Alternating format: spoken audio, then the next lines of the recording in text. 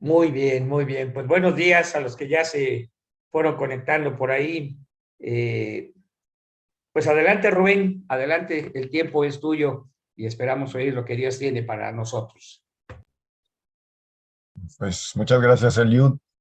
Estuve pues pensando en compartir desde el principio que tú lo mencionaste, em, pero pues la verdad es que a veces uno dice pues hay que dar oportunidad a los demás, etcétera, ¿no?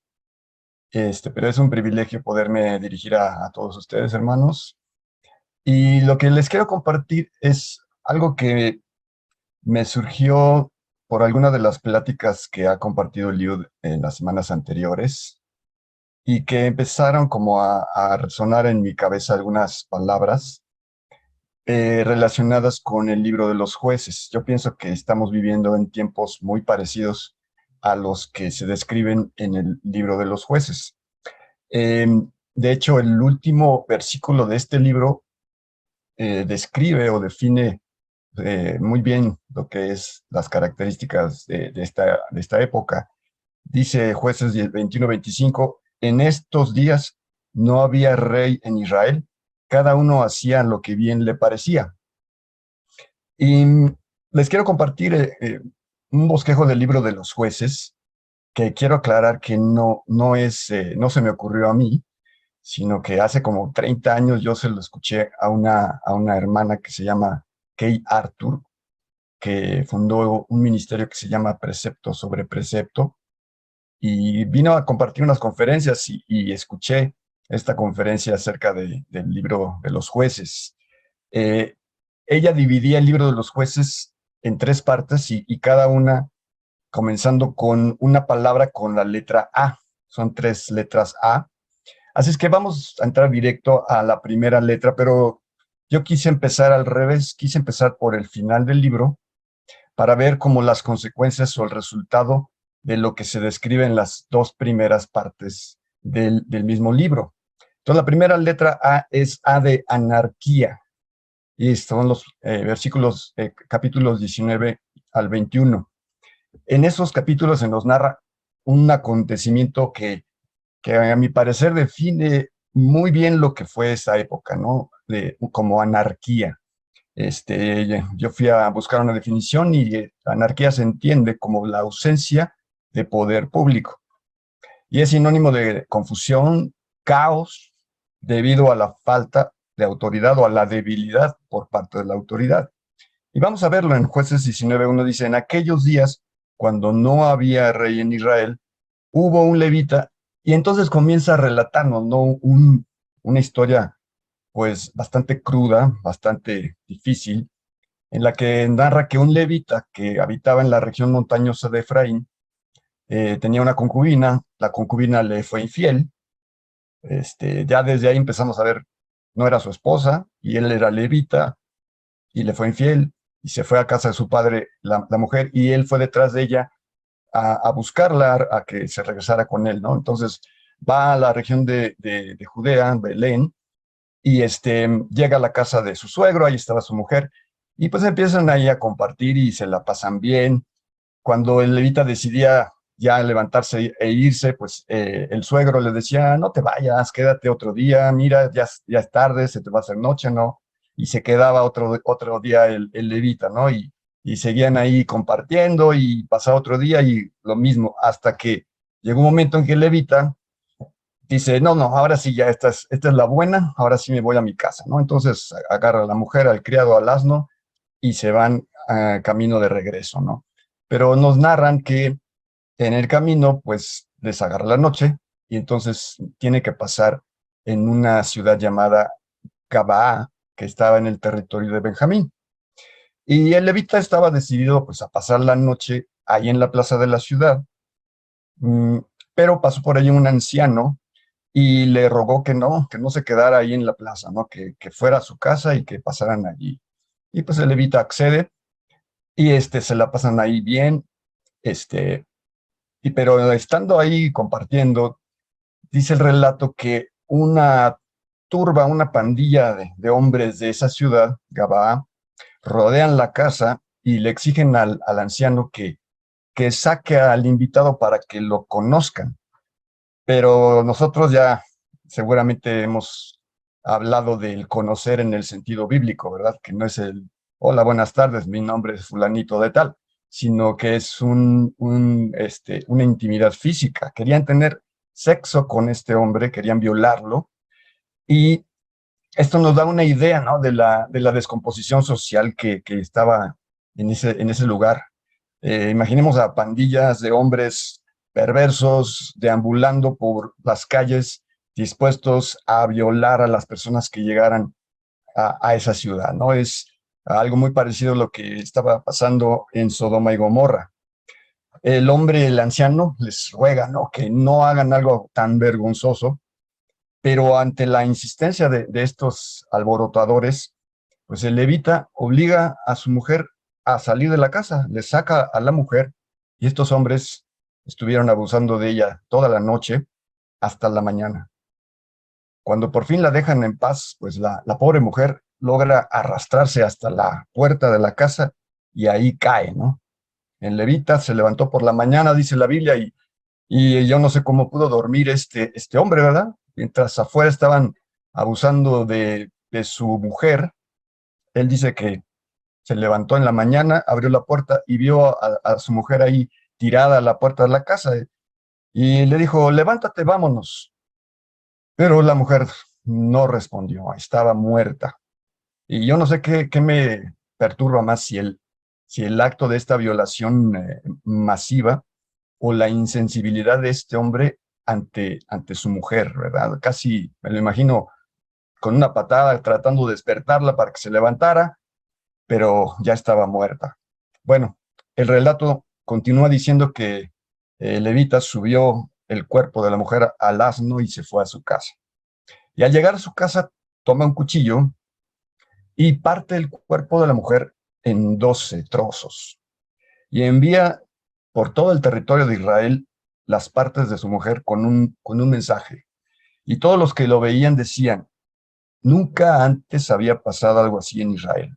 Tenemos que pensar en esto y hacer algo. Bueno, mientras leía esto, yo no podía evitar pensar en las cosas que cotidianamente suceden en nuestro país, ¿verdad? Cadáveres colgando de los puentes, fosas clandestinas. Hace poco un video se hizo viral de un perro llevando la cabeza de un ser humano en el hocico, y cuando pareciera que nosotros decimos como estos hombres de Israel, ¿verdad? Nunca antes había pasado algo así, nunca habíamos visto este tipo de violencia, pues en pocos días surge algo más aberrante. Vivimos pues en un estado de anarquía, un vacío de autoridad. El domingo aquí en la Ciudad de México vimos cómo hordas de motociclistas tomaron control de las calles y, iban cometiendo crímenes, y la autoridad simplemente viendo, en algunos casos hasta facilitándoles el paso. Entonces, yo meditaba en esto, ¿verdad? Que sería necesario que nos llegara un paquete misterioso a nuestra casa y que al abrirlo descubriéramos que es la parte de un cuerpo mutilado. Pero yo pienso que con leer las noticias basta, ¿verdad? Para que nosotros digamos, ¿qué está pasando? No habíamos visto este tipo de violencia. Tenemos que pensar en esto y hacer algo, ¿verdad? Actuar. Bueno, lo que los israelitas decidieron hacer fue unirse para atacar a la tribu de Benjamín, y pues por poco exterminan a la tribu. Pero no me voy a detener en este punto, sino el corazón de lo que yo les quiero compartir es que esta situación de anarquía no se da aisladamente, sino que está completamente relacionado con los hechos que narran en la primera parte del libro, las primeras dos A, las primeras dos letras A. Así es que vamos a ver a la siguiente letra, yendo de atrás hacia adelante. La siguiente letra es A de apostasía, apostasía. Del capítulo 2 al 18 vemos, también busqué la definición. Apostasía es la acción de apostatar, que quiere decir abandonar o romper con la doctrina que se ha profesado. Es cuando abandonas algo que antes abrazabas, algo que antes defendías y creías, pero ahora reniegas de ello y lo dejas. Vamos a ver el relato bíblico.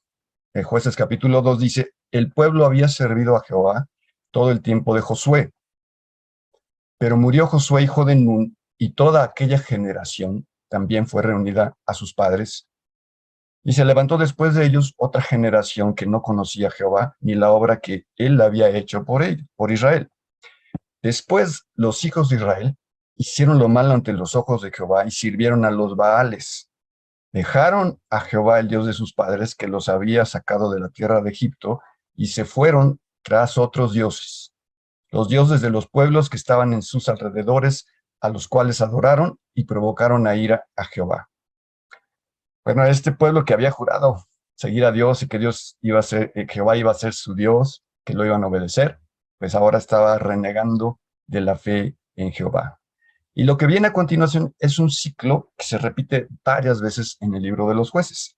El pueblo abandona la fe, empiezan a adorar ídolos, Dios entonces los entrega a sus enemigos, esos enemigos los dominan, los oprimen y el pueblo empieza a sufrir y empieza a gemir y empieza a clamar a Dios, empieza a pedir a Dios que los libre, que los ayude. Dios en movida misericordia levanta a un juez que los libra de mano de sus enemigos y empieza un periodo de paz, de tranquilidad, mientras vive ese juez. Pero al morir el juez, el pueblo vuelve a apartarse de Jehová y se repite ese ciclo. Y pensando en la apostasía, creo que podemos ver señales de apostasía en la iglesia en la actualidad. Y no quiero entrar en un debate entre ortodoxia, o sea, tener la doctrina o la enseñanza correcta, y la ortopraxia, que sería tener la vida y la obediencia correcta. Porque alguien puede tener una doctrina sana, una buena doctrina, pero su vida puede estar muy lejos de agradar a Dios. Sin embargo, aunque pueda existir una ortodoxia muerta, una profesión correcta de la fe, pero sin estar acompañada de una vida recta delante de Dios, sin duda vemos que en el día de hoy se está dejando esa doctrina sana, esa verdad de Dios, ese cuerpo de doctrina que los cristianos han abrazado por los siglos. De hecho, hace unas pocas semanas, un ministerio de enseñanza que se llama Ligonier, no sé si se pronuncia, después me pueden corregir, pero cada 2 años lleva a cabo una encuesta sobre el estado de la teología. Examina lo que creen los cristianos evangélicos, esto es en Estados Unidos, acerca de la Biblia, de Jesucristo, de Dios. Y los resultados de la última encuesta de este año pues son preocupantes. Miren, la mitad de los encuestados cree que Dios es un ser que aprende y se adapta a las circunstancias. Es decir, ellos creen que Dios puede cambiar, como la mitad de los encuestados. Un porcentaje muy alto de los encuestados no cree que Jesús es Dios, cree que es un sabio, etcétera, pero que no necesariamente es Dios. Un 43% de los encuestados. Un 53% de los encuestados cree que la Biblia contiene mitos, es decir, cree que puede tener errores. Un 42% de los evangélicos que encuestaron rechaza la enseñanza de la Biblia acerca de que nuestro género, como hombre o mujer, es dado por Dios, de acuerdo a lo que dice Génesis 1:27, los hizo Dios varón y hembra, ¿verdad? Están de acuerdo entonces en que la identidad de género es una cuestión que se escoge, que se elige. Y ahí en la encuesta venían los datos de encuestas anteriores y se ve, ¿verdad?, cómo van en aumento estas cifras, cómo va creciendo la cantidad el porcentaje de los encuestados que están poco a poco rechazando doctrinas básicas de la palabra de Dios. También yo me he encontrado en las redes sociales, sobre todo en Twitter, un movimiento como de cristianos que se denominan deconstruidos, es decir, hablando en estos términos sociales, ¿verdad?, de cosas que se construyen socialmente. Así también ellos esa identidad como cristianos quieren deconstruirla. Se asumen como creyentes todavía, pero no creen en la infalibilidad de la Biblia ni en muchas de las doctrinas esenciales de la fe cristiana. Entonces estamos viviendo tiempos de apostasía. Y el apóstol Pablo en su epístola a Timoteo escribe, pero el Espíritu dice claramente que en los posteriores tiempos algunos apostatarán de la fe. Y aunque sabemos que desde la Iglesia del Nuevo Testamento ha habido apostasía, es innegable, ¿verdad?, que en nuestros días se está dando esta apostasía. Pablo exhorta a Timoteo a que predique la palabra en todo momento, que anuncie la palabra aunque el momento parezca no ser el mejor, dice a tiempo y fuera de tiempo, porque dice que llegará el día en que la gente no querrá escuchar la buena enseñanza, querrá escuchar enseñanzas diferentes y le pondrá atención a toda clase de cuentos, pero no escuchará la verdadera enseñanza. Y pues aquí es un primer punto que yo me aplico, ¿verdad?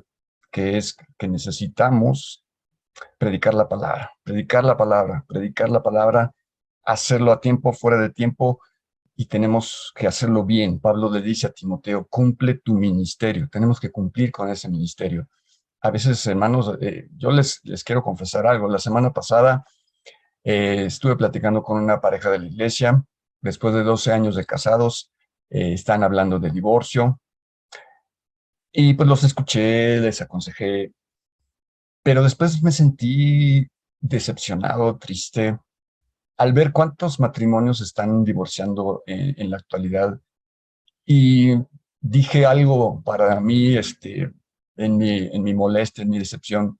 Dije, ya, voy a decirles a los jóvenes ahora en la iglesia que ya no se casen en la iglesia, que mejor nada más se casen por lo civil, pero que si de todos modos no le van a hacer caso a Dios, entonces ¿para qué lo meten? Obviamente no lo voy a hacer, ¿verdad? Pero lo que voy es esto que dice Pablo, ¿verdad? Predica a tiempo y fuera de tiempo. Pareciera que a veces estamos predicando en el desierto, ¿verdad? Como dice el dicho, por un oído nos entra la palabra y por el otro sale. Pero el desafío que tenemos es de predicar la palabra, seguir predicando la palabra, seguir enseñando, aunque pareciera que no es bien recibido el mensaje, aunque pareciera que la gente quiere escuchar otras cosas. El desafío es seguir predicando la doctrina correcta, seguir enseñando lo que dice la palabra de Dios, es el desafío. Y ahora la tercera palabra es apatía. En el capítulo 1, nosotros sabemos que el pueblo de Israel había entrado a la tierra prometida con la promesa de que Dios les daría todo lugar que pisara la planta de su pie, que Él pelearía por ellos. Tenían el mandato de conquistar todo el territorio y echar fuera a las naciones que había allí. Y el libro de Jueces comienza narrando algunas de estas victorias. Por ejemplo, Jueces 1:19 dice, y Jehová estuvo con Judá, quien arrojó a los de las montañas, mas no pudo arrojar a los que habitaban en los llanos, los cuales tenían carros errados. Al parecer, esa era la excusa, pues si pudiéramos decirlo así, que no pudieron conquistarlos, no pudieron arrojarlos porque ellos estaban armados con carros de hierro. Pero pues Dios había derribado los muros de Jericó, Dios estaba con ellos. Esa no era la situación que pudieran poner ellos como excusa, ¿verdad? Pero después viene un patrón. Aparece un patrón ahí en este capítulo 1, porque empieza a decir, Caleb arrojó de allí a los 3 hijos de Anac, versículo 21, más al Jebuseo no lo arrojaron los hijos de Benjamín. Ya no dice no pudieron, simplemente no lo hicieron. Versículo 27, tampoco Manasés arrojó a los de Bet-Seán. Cuando Israel se sintió fuerte, hizo al cananeo tributario, mas no los arrojó. Versículo 29, tampoco Efraín arrojó al cananeo. Versículo 30, tampoco Zabulón arrojó a los que habitaban en Quitrón. Versículo 31, tampoco Aser. Versículo 33, tampoco Neftalí. Entonces, aquí vemos un patrón, ¿verdad? Aunque la orden de Dios era muy clara, ellos llegaron a un punto, los hicieron tributarios, se acostumbraron a vivir con ellos y no cumplieron con todo lo que Dios les había dicho. Esto me hace preguntarme, bueno, a todos y cada uno se nos ha dado un llamado, se nos ha dado una tierra de conquista, y puede ser que nosotros nos contentemos con lo que hemos alcanzado, pero la pregunta es, ¿eso es ya todo a lo que Dios nos llamó? Yo debo revisar mi llamado y ver qué es lo que me falta para terminarlo. ¿Estoy cumpliendo con ese llamado de Dios o estoy dormido en mis laureles o estoy cayendo en apatía? Pero yendo un poquito más allá de mi tribu, más allá de mi congregación, yo me pregunté, ¿habrá afectado que a esta conquista que cada tribu trataba de hacer su parte aislada de las demás? La primera victoria que se narra ahí en el libro de los jueces fue gracias a una alianza entre Judá y Simeón. Se unieron, primero pelearon contra los enemigos de Judá y después pelearon contra los enemigos de Simeón y obtuvieron la victoria. Pero es el único caso de colaboración. Eh, Estaba leyendo en un libro de historia de Israel cómo en el libro de los jueces se menciona que no había rey. Entonces cada tribu enfrentaba a sus enemigos como podía. No había una organización, no había un gobierno, y los intereses locales, o sea, lo que le interesaba a cada tribu, tendieron a ser preferidos sobre el bien común, o sea, sobre la conquista y crecer como nación. O sea, había desunión entre ellos. Y sabes, aquí fue donde Dios me empezó a hablar a mí de manera muy fuerte, ¿no? Porque yo me puse a pensar cuántas veces yo he colaborado con otros cristianos en la búsqueda de un bien común. Me he dado cuenta que mi enfoque es local, mi enfoque es mi congregación, mi enfoque es local, no es global. Mi enfoque es individualista, no es colectivo. Busco el bien de mi congregación, lo cual no es malo, pero hay un bien común.